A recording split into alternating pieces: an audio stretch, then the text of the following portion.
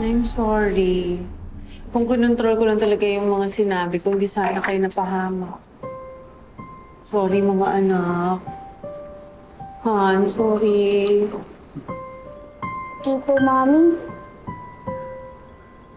Han, huwag mo tisingin yung sarili mo. Yung rider na may magic, yun ang may kasalanan.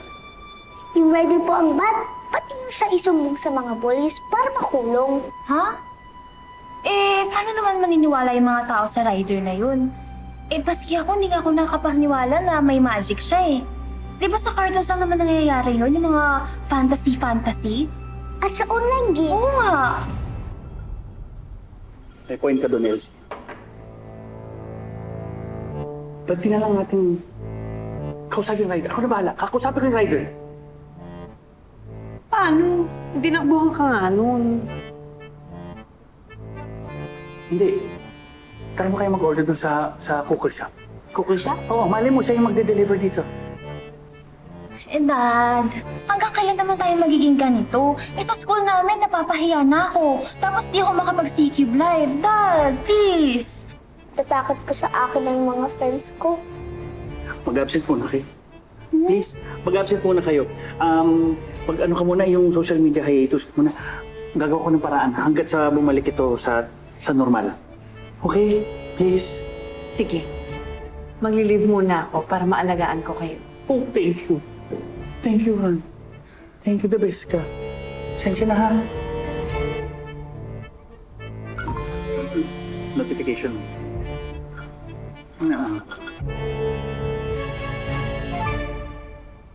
Ayun na, rider has arrived. Ayun na.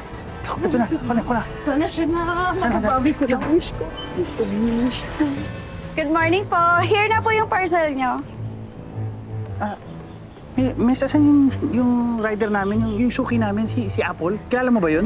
Ay, hindi po eh. Sige po, salamat po.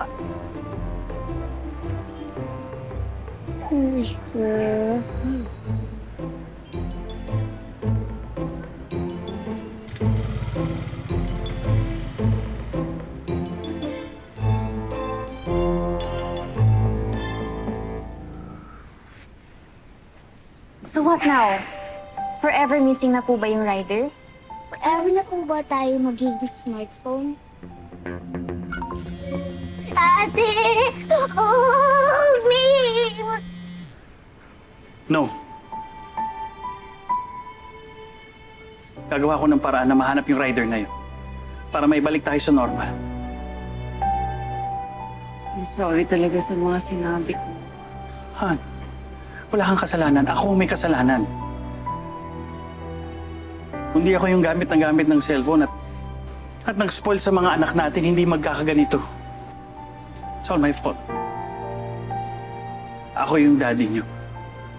Ako yung dapat nagsiset ng good example para sa inyo. Ako dapat nagsasabi kung anong tama at kung ano yung mali. Kaya I'm sorry. Promise, babawi ako. Aayusin ko to, babawi ako. Hindi po ako galit. Ako din po. I love you, Daddy. Love you.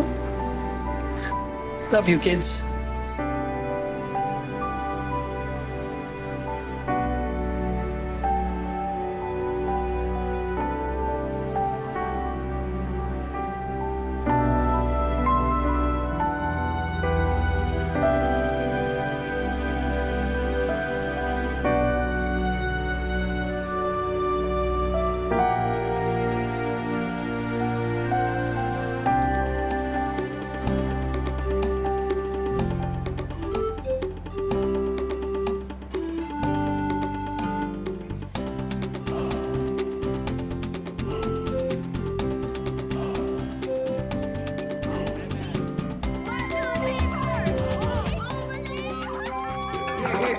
Wow! Thanks, Dad! Oh, here. Thank you. Ayan! Ako din. Wow, sweet naman!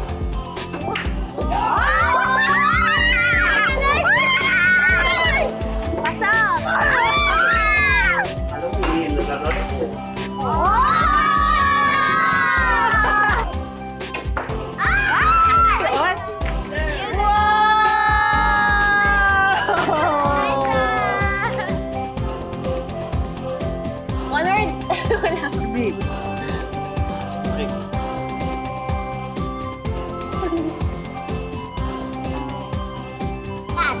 Yan! Yay! One more. Galing nga! Angry cat. Catwoman. Dinosaur. Dinosaur. Lion! Tiger. Yes! Okay ko. Dog!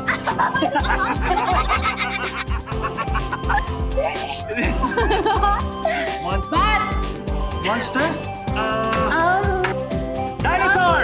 Yeah! Yeah! Horse! Pig. Ang saya pala nito. Sarap. Yung magpipiknik po tayo at kumakain po tayo ng popcorn. Totoo po ah. Saka mas okay din pala na wala tayong gadgets and wala tayong social media for a week. O at least na-experience mo na ang social media dito. Di ba? Para sa ating lahat. Saka nakatulong ako sa gawaing bahay. Daddy, nakita mo kaya? At nakakakain tayo ng maayos kasi walang gadget sa dining table. Hindi, yun yung gusto kong sabihin. Kasi, pero mo, in spite of us, you know, our work, tapos yung studies nyo, tapos nagso-social media tayo. Di ba, yung ganito lang, walang phones. Speaking of studies, medyo nafe-feel bad na po ako na 1 week na akong hindi pumapasok ng school. Konting tiis na lang na. Hindi kami tumitigil ng daddy niyo sa paghahanap dun sa driver.